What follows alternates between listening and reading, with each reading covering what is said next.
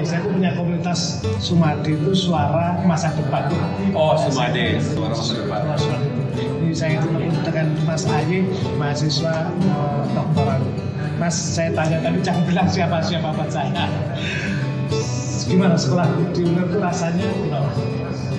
Berat. Serius? Wah iya dong, karena UNER ini kan kampus yang serius.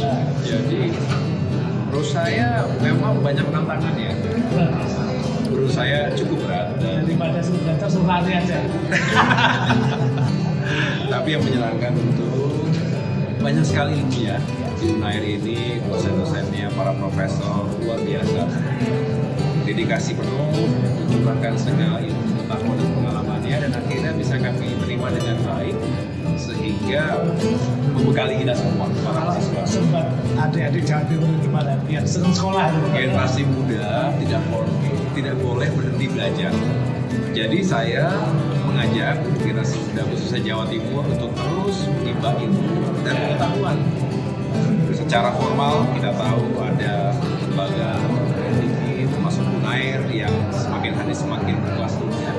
Tetapi juga dimanapun kita bisa belajar, apapun yang kita ingin ketahui bisa didapatkan saat ini. Yang penting ada kemauan.